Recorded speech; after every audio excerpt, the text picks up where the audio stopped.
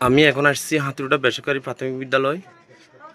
বেসরকারি প্রাথমিক বিদ্যালয়ে এসে জানতে পারলাম বেশ কয়েকজন মহিলা ভোটার ওনারা অভিযোগ করছে ওনাদের ভোটগুলো কে বা কারা দিয়ে গেছে।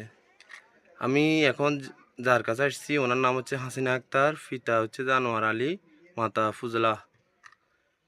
এখন আমি তার সাথে আপনার কথা বলতেছি। আসলে আপনি যখন ভোট দিতে গেছেন আপনার ভোটার নাম্বার নিয়ে, তখন আপনি কি দেখতে পেলেন ওইখানে? আমি দেখতেছি যে আমার ভোটটা কে দিয়ে দিচ্ছে। আমি তো তাদের সাথে প্রতিবাদ করলাম আর কি, আমার ভোটটা আমি দিই নেই, আমার ভোট কে দিচ্ছে, আমার ভোট আমি দিব। আচ্ছা আচ্ছা। তখন পুলিশে উপরে দোতলা থেকে স্যারকে ডাকি আনছে, স্যারকে ডাকি আনার পরে আচ্ছা আচ্ছা। বলতেছে তো আপনি বলেন নাই আমি এত আগ্রহ, আপনি তো ভোট দিতে গেলেন, কে বা কারা দিছে ওনারা? ওটা যাচাই করছি আমি। হ্যাঁ, ওনারা কি আমার বলতেছে? ভোট তো আমি দিই না, আমার ভোট কিভাবে হলো? হ্যাঁ। আমি আমার ছবিতে দেখতেছি যে টিক চিহ্ন হয় নাই। আমি বললাম যে আমার ভোট কিভাবে দিল, আমি তো দিই না, আমার ভোট আমি দিব।